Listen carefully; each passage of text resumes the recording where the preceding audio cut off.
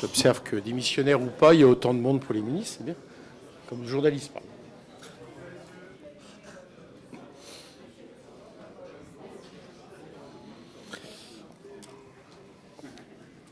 Bien, mes chers collègues, nous recevons M. Antoine Armand, ministre de l'Économie, des Finances et de l'Industrie, M. Laurent Saint-Martin, ministre auprès du Premier ministre, chargé du budget et des comptes publics, qui viennent nous présenter le projet de loi spéciale autorisant à continuer à percevoir les impôts conformément à ce que prévoit le point 2 de l'article 45 de la loi organique relative aux lois de finances qui a été adopté en Conseil des ministres ce matin. Avant de passer la parole au ministre, je tiens à souligner qu'il s'agit seulement du deuxième cas de dépôt d'un tel projet de loi pour pallier l'absence de vote d'une loi de finances initiale avant la fin de l'année.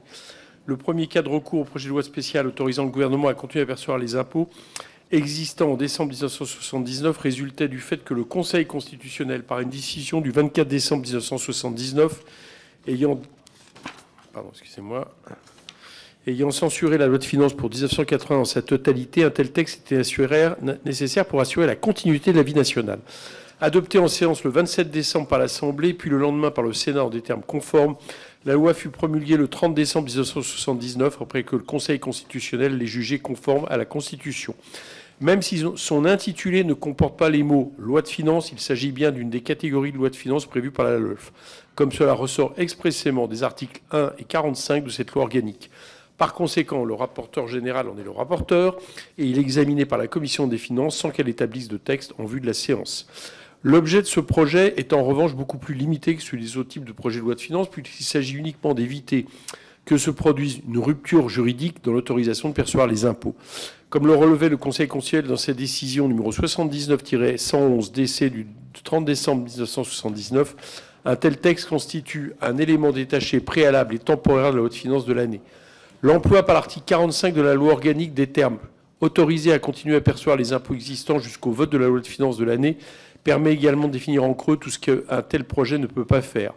Comme il est question des seuls impôts existants, un tel projet ne saurait inclure des dispositions créant un nouvel impôt. Comme il est question de continuer à percevoir, un tel projet ne saurait proposer des réformes des impôts existants. Dit en d'autres termes, un tel projet ne saurait être une façon détournée d'avoir des débats de première partie du projet de loi de finances. Il ne saurait y être question d'autre chose que d'assurer la continuité fiscale et budgétaire. Son vote permettra en effet également au gouvernement, une fois qu'il aura été promulgué, de prendre des décrets ouvrant des crédits pour 2025 dans la limite des services votés prévus au 4e alinéa de l'article 47 de la Constitution. Enfin, et c'est là qu'on voit que chaque mot de la définition de ce texte dans l'article 45 de la LOLF est important, un tel texte n'a de valeur juridique que jusqu'au vote de la loi de finances de l'année. Cela signifie qu'il ne remplacera pas le fait d'examiner et d'adopter en début d'année 2025 un projet de loi de finances pour 2025, qu'il s'agisse de l'actuel projet en cours d'examen au Sénat ou un nouveau projet qui serait déposé. Je vous rappelle par ailleurs que le texte est inscrit à l'ordre du jour de notre commission demain, jeudi 12 décembre à 15 h, avec un délai de dépôt des amendements fixé à jeudi 12 décembre à 9 h, et qu'il est inscrit à l'ordre du jour de la séance publique le lundi 16 décembre à 16 h. Messieurs les ministres, vous avez la parole. Merci, Monsieur le Président. Monsieur le ministre, cher Laurent Saint-Martin, Monsieur le Président de la Commission des Finances, Monsieur le rapporteur général, Mesdames et Messieurs les députés, la motion de censure qui a été adoptée le 4 décembre dernier, vous le savez, a interrompu la discussion des textes financiers. Elle compromet donc de fait l'adoption d'un budget pour la sécurité sociale et d'une loi de finances pour 2025 avant le 31 décembre de cette année. C'est une situation à la fois exceptionnelle et grave. Ces impacts, nombreux, sont et seront visibles, tangibles, sensibles dans tous les secteurs d'activité en France.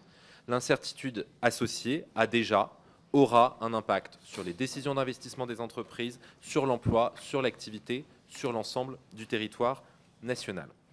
En plus de cela, l'absence de budget a en particulier un impact direct et immédiat pour nos compatriotes ultramarins, dont certains font face à des situations de détresse et d'urgence extrêmement importantes. Les services de mon ministère étaient encore ce matin en réunion avec les acteurs économiques de la Nouvelle-Calédonie. Faute de budget, le prêt d'1 milliard d'euros qui était prévu pour la Nouvelle-Calédonie ne pourra pas lui être accordé. Je pense également à la situation de la Martinique et de la Guadeloupe, où la baisse prévue de taxes sur la valeur ajoutée sur plus de 6 000 produits alimentaires ne pourra pas entrer en vigueur au 1er janvier. Dans plusieurs autres secteurs, vous le savez, mais je le rappelle, des dispositions ne pourront pas être prolongée. Les engagements des précédents gouvernements en faveur des agriculteurs à la suite de la crise de 2024 ne pourront pas être tenus. Les crédits supplémentaires destinés au secteur régalien, à l'armée, à la police, à la gendarmerie, aux juges ne pourront pas être débloqués. Il en va de même, par exemple, et pour n'en citer que quelques-uns, pour le crédit d'impôt innovation pour les petites et moyennes entreprises ou pour le remplacement des congés pour les agriculteurs et agricultrices qui souhaitent en prendre et être remplacés. Dans l'attente du prochain gouvernement, qui aura pour tâche de présenter ces nouveaux textes financiers, la Constitution, le président l'a rappelé, prévoit à son article 47 la faculté de présenter un projet de loi spécial. C'est ce projet que nous vous présentons aujourd'hui avec mon collègue ministre du Budget et des Comptes publics, Laurent Saint-Martin, moins d'une semaine après la censure et conformément à l'engagement pris par le président de la République devant les Français le 5 décembre dernier. Monsieur le Président, vous l'avez aussi souligné, il s'agit d'un texte technique, sans portée politique, transitoire, qui vise uniquement à permettre d'éviter toute discontinuité budgétaire, qui vise à assurer la continuité de la vie nationale entre la fin de l'exercice 2024 et l'adoption d'un budget qui reste indispensable pour notre pays. Ce projet de loi, mesdames et messieurs les députés, poursuit deux objectifs et deux objectifs seulement. Le premier, c'est de continuer à lever l'impôt. Le deuxième, c'est de permettre à l'État et aux organismes de sécurité sociale de continuer à émettre de la dette, afin notamment d'assurer la continuité des services publics. Je le redis ici, et c'est ainsi que notre Constitution le prévoit, les discussions sur ce projet de loi spéciale ne doivent pas être un débat budgétaire. Et en application du cadre constitutionnel, les dispositions portées par le projet de loi spécial ne peuvent aller au-delà des deux objectifs que j'ai mentionnés, que le Conseil d'État vient de rappeler très explicitement, notamment en matière de fiscalité, que vous avez rappelé, Monsieur le Président, en parlant des réformes de fiscalité qui n'étaient pas possibles. Le Conseil d'État l'a rappelé très clairement, aucune mesure nouvelle en matière de fiscalité, y compris, et le Conseil d'État l'a écrit en matière d'impôt sur le revenu et de barème des impôts, ne saurait être considérée comme relevant du champ de la loi spéciale. Et enfin, et c'est un point évidemment extrêmement important, ce projet de loi n'étant pas à proprement parler un projet de loi de budget, il n'est pas sous-tendu par une prévision de croissance, il n'est pas sous-tendu par une prévision de déficit, il n'est pas sous-tendu par une prévision d'endettement, et il plonge évidemment, pour la période transitoire, le pays dans une période d'incertitude budgétaire inédite. La stratégie économique pour notre pays, d'une part, dont les fondamentaux demeurent solides, comme j'ai eu l'occasion de le dire plusieurs fois, y compris devant vous, dont l'attractivité et la réindustrialisation ne dépendent que de notre persévérance, ainsi d'autre part que la vitesse de réduction de nos déficits, qui ne se sont pas volatilisés avec la censure du gouvernement, devront être décidés par le futur gouvernement. J'insisterai simplement sur le fait que notre situation financière et budgétaire ne sera que plus contrainte lors de la discussion du prochain budget et que nos engagements internationaux et européens devront eux aussi être tenus. Sans esprit de responsabilité, sans adoption rapide d'un prochain budget, l'activité économique sera simplement toujours plus affectée. Mais pour l'heure, notre responsabilité collective, elle est contenue à l'examen et à l'adoption de cette loi spéciale que nous vous soumettons aujourd'hui. Je vous remercie. Monsieur Laurent Saint-Martin.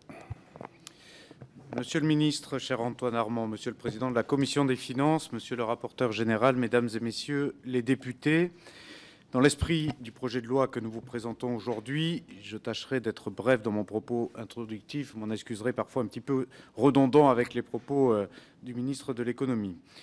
Vous le savez, nous nous trouvons aujourd'hui dans une configuration inédite. C'est la première fois qu'un projet de loi est présenté au Conseil des ministres par un gouvernement d'affaires courantes.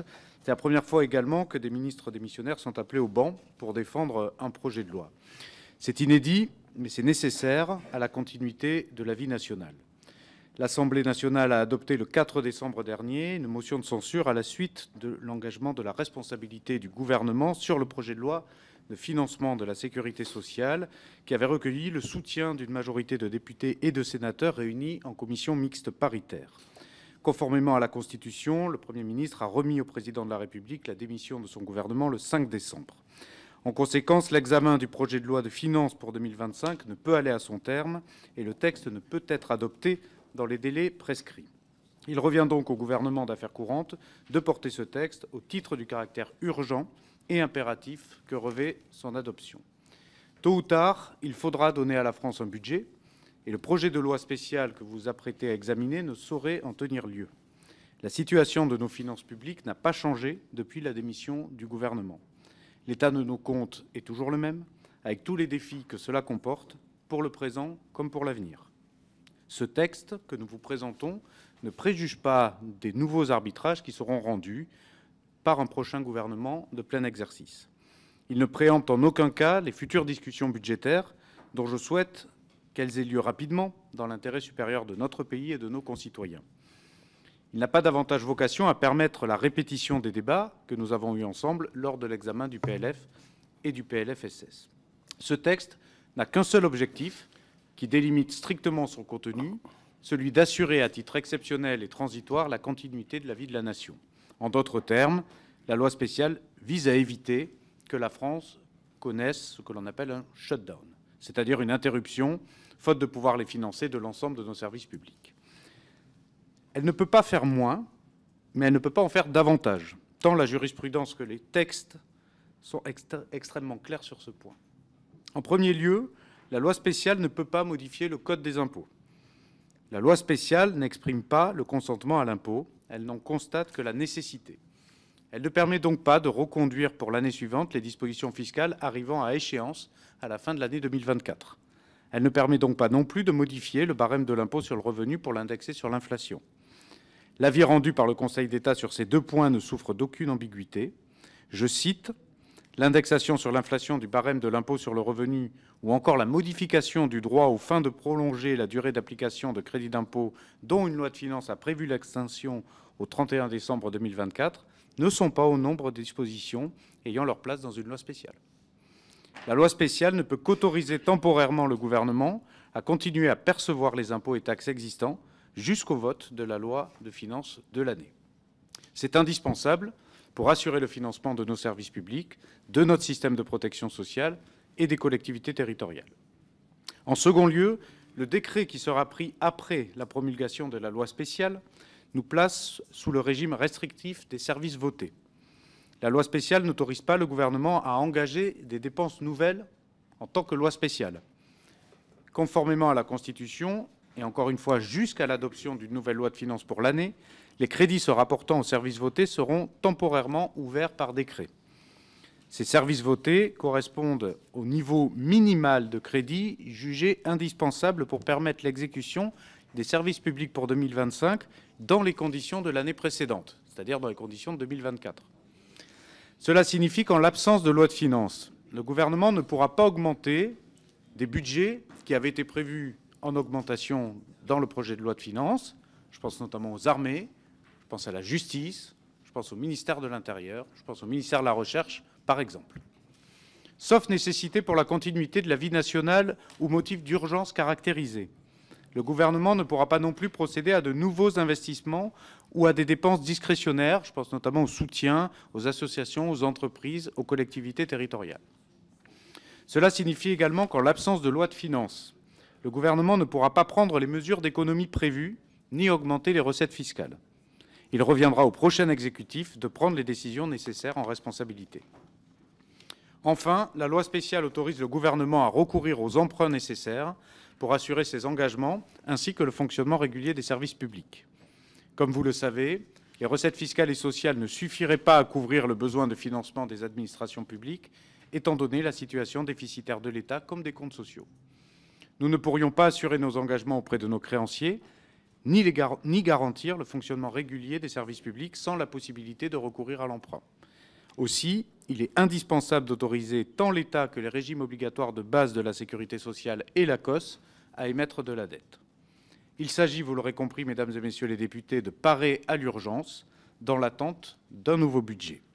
Il s'agit d'assurer la continuité de la nation, il s'agit d'assurer le fonctionnement régulier des services publics qui protègent les Français, qui font tourner le pays et qui contribuent à la bonne marche de notre économie.